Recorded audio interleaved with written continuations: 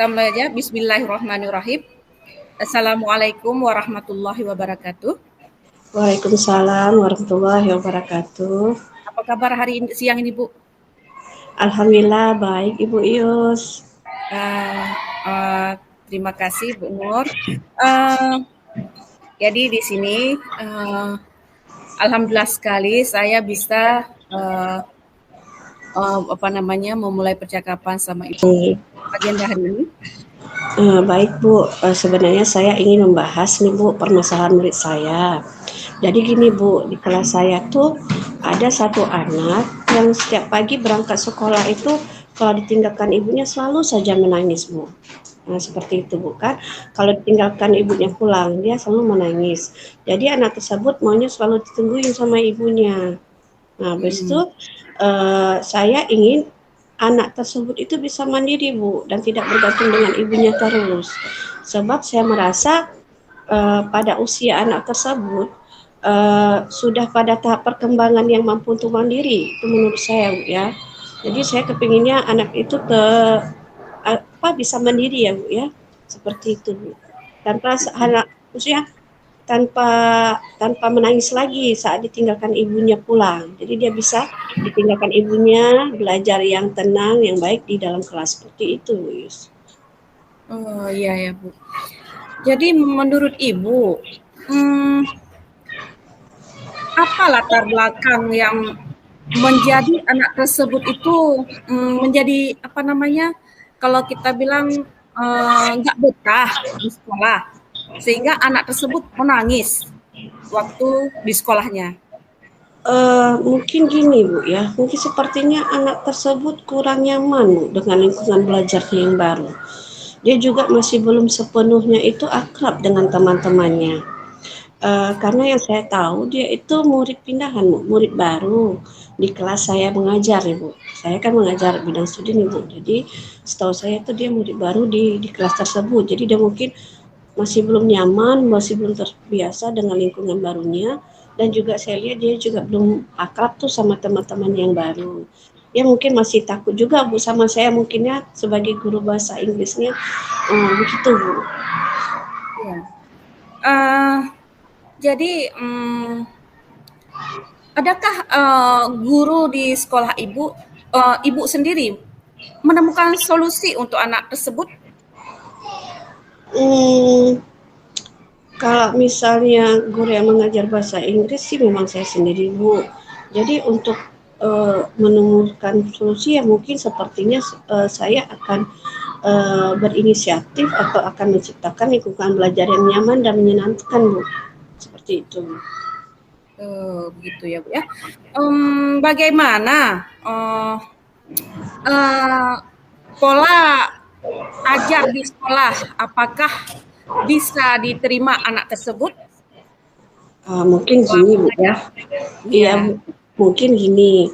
Mungkin menurut saya sendiri mungkin pembelajaran yang saya lakukan sih mungkin sudah ini ya Bu, nggak bermasalah karena dengan anak lain-lain juga tidak bermasalah.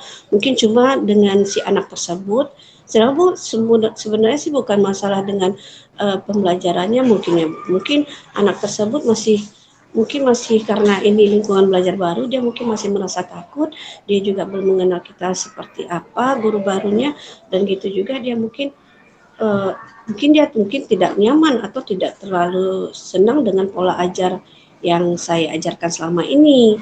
Seperti itu Bu. Itu mungkin merasa ya, Bu. saya. Saya pengen tahu Bu, gimana gaya belajar di SD Bu, sehingga membuat si anak itu betah Bu, gaya belajar anak tersebut. Maksudnya kita harus tahu dulu kan Bu, gaya belajarnya gimana, mungkin bisa Ibu ceritakan sedikit? Baik Bu, di sini mungkin Bu saya berkeinginan atau ada pikiran nih Bu, ingin membuat sesuatu yang menyeting ulang cara pembelajaran saya gitu. Mungkin dengan menyampaikan materi bahasa Inggris saya khususnya itu mungkin saya akan menambahkan materinya itu lewat lagu-lagu ataupun melakukan praktik pembelajaran melalui game berkelompok atau membuat LKPD menarik mungkin. Karena kan Bu, kelas yang saya ajarin itu kan masih kelas ada yang kelas 1, kelas 2 dan kelas 3. Jadi mungkin dengan cara saya merubah settingan untuk mengajar saya, baik itulah menyampaikan tadi materi lewat lagu, terus membuat LKPD yang menarik, terus satu lagi saya juga akan membuat apa itu namanya game berkelompok nih Bu, game edukasi berkelompok. Mungkin seperti itu Bu, mungkin dengan cara seperti itu anak tersebut mungkin merasa nyaman dan senang belajar sama saya Bu. Jadi di situ juga akan membangun mungkin interaksi dia dengan teman-teman. Makanya saya pilih mungkin game berkelompok, game edukasi berkelompok seperti itu Bu Yus. Iya, kalau pembelajaran anak SD kan biasanya Bu menyenangkan, habis itu anak-anak merasa enjoy ya Bu ya. Iya. Cuma saya penasaran Bu, dari segi anak tersebut tidak pulang dia menangis ya, mungkin apa masalah yang terjadi, misalnya seperti misalnya dia pengen pulang nangis, mau pengen pulang lagi nangis. Dan tuh solusi ibu bagaimana menanggapi anak tersebut?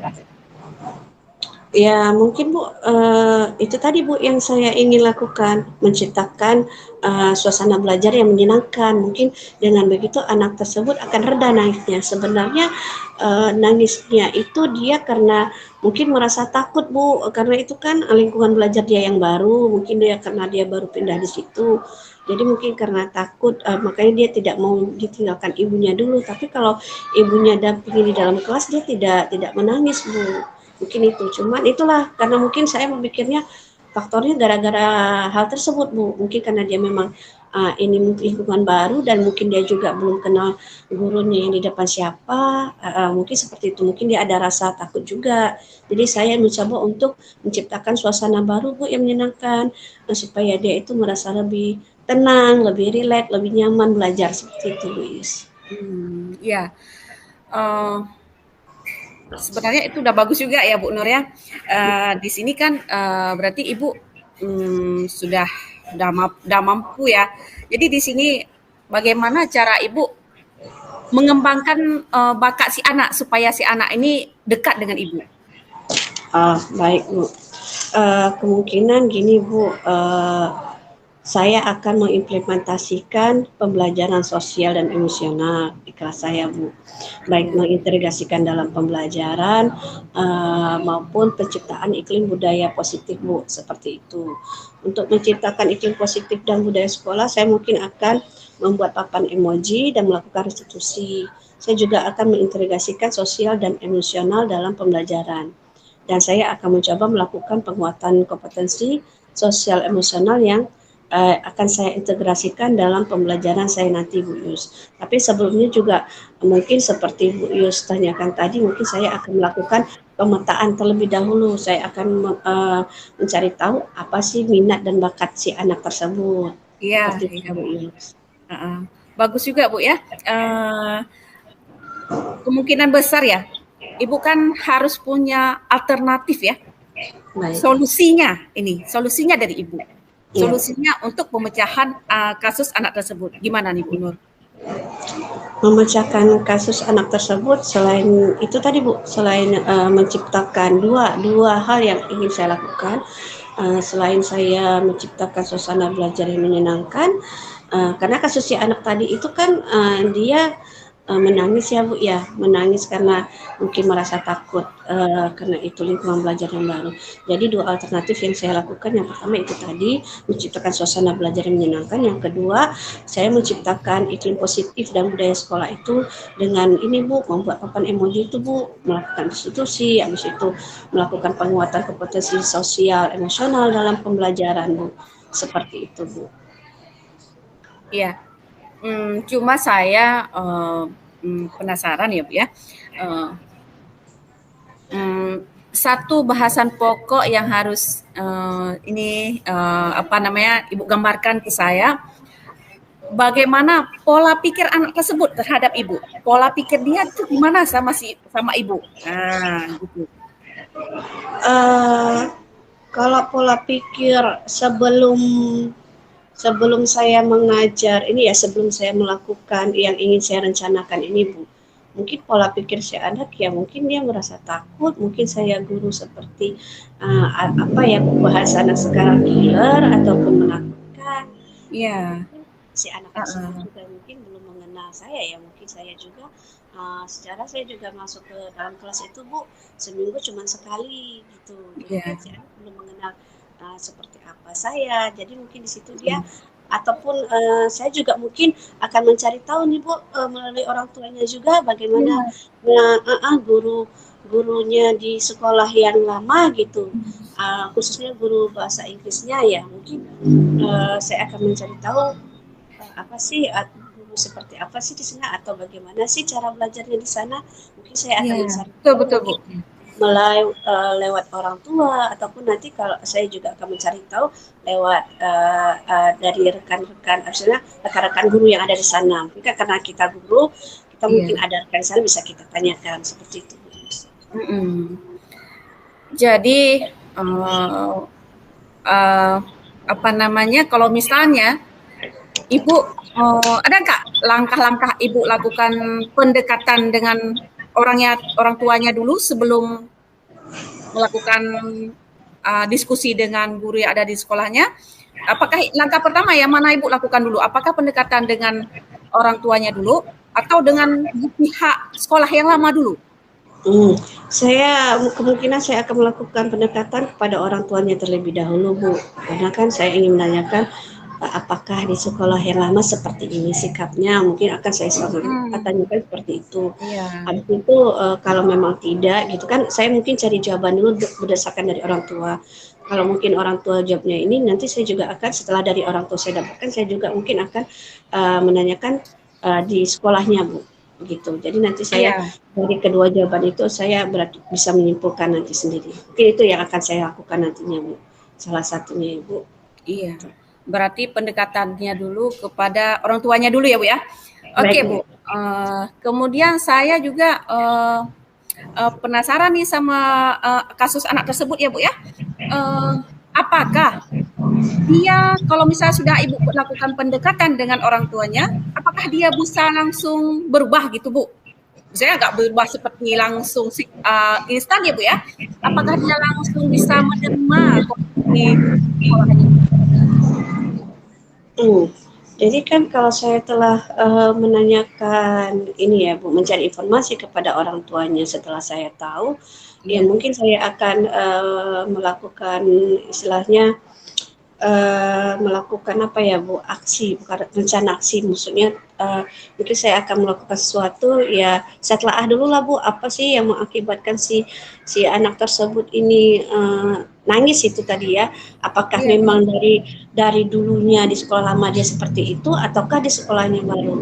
Saya berarti bisa akan melakukannya tindakan itu setelah mendapat jawaban dari orang tua Bu, karena jawaban orang tua itu sangat penting. Kalau memang orang tua mengatakan itu mungkin karena dia Bu takut ini mungkin sekolah barunya mungkin misalnya seperti itu jawaban orang tua, berarti yang akan saya lakukan seperti tadi Bu, ya kan saya akan Iya. melakukan menyeting pembelajaran saya lebih menyenangkan, terus juga saya akan menciptakan iklim yang positif mungkin seperti itu, dan mungkin saya akan juga Hmm. melakukan restitusi pada si anak mungkin akan saya tanyakan. Oke, Bu Nur. Baik. Sangat menarik sekali ya, Bu Nur ya. Kemudian satu lagi, Bu. Bagaimana bentuk tanggung jawab Ibu sebagai guru mata pelajaran bahasa Inggris? Tanggung jawab Ibu gimana sih di dalam kelas tersebut? Baik, Bu. Jadi tanggung jawab saya ini saya berencana untuk membuat anak tersebut tidak lagi menangis. Saya ditinggal ibunya. Saya akan mencoba, Bu. Ini tanggung jawab saya, Bu. Saya akan mencoba membuat anak tersebut tidak lagi menangis itu dengan menciptakan lingkungan belajar yang menyenangkan, Bu, dan mengimplementasikan pembelajaran sosial dan emosional, dan yang bisa saya segera laksanakan kalau yang bisa saya segera laksanakan antara dua tadi, yang pertama dulu Bu yang mungkin akan saya lakukan, baru berikutnya akan menyusul seperti itu Bu. Yang pertama tadi saya akan mencoba menciptakan lingkungan belajar yang menyenangkan, Bu, dan mengimplementasikan pembelajaran sosial dan emosional yang akan saya integrasikan melalui pembelajaran saya seperti itu. Oke, terima kasih Bu Nur. Jawaban Ibu sangat membantu ya, membantu kasus anak Ibu. Jadi saya sangat mengapresiasi kemauan Ibu ya sebagai guru bahasa Inggris dalam kelas dan juga sebagai pengganti orang tua kedua bagi anak tersebut. Terima kasih Bu Nur. Saya akhiri percakapan saya. Wabillahi taufiq wal hidayah. Wassalamualaikum warahmatullahi wabarakatuh. Waalaikumsalam warahmatullahi wabarakatuh.